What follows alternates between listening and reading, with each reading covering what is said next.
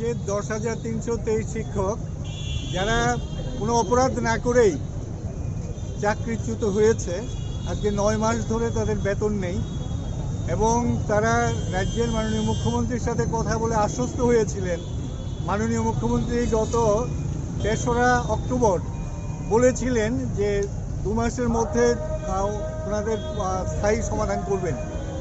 ওনারা অপেক্ষা করেছিলেন খুব আশা নিয়ে এবং ভেবেছিলেন যে রাজ্যের প্রশাসনের সর্বোচ্চ পদাধিকারী মাননীয় মুখ্যমন্ত্রী যেখানে কথা দিয়েছেন অবশ্যই 2 মাসের মধ্যে তাদের চাকরির স্থায়ী সমাধান হবে।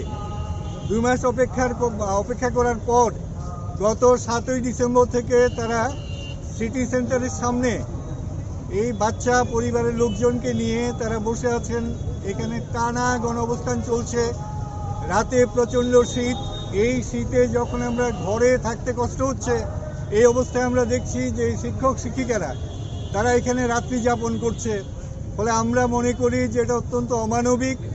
আজকে এই মিছিলের মধ্য দিয়ে আমরা জানান দিতে চাই যে রাজ্যের এই যে 10,323 শিক্ষক, তাদের যে ন্যায্য আন্দোলন, তার প্রতি এ রাজ্যের শিক্ষক কর্মচারীদের প্রতিনিধিত্বকারী সর্ববৃহৎ যে সংগঠন ত্রিপুরা কর্মচারী সমন্বয় কমিটি এসবি রোড, তার পূর্ণ সমর্থন রয়েছে।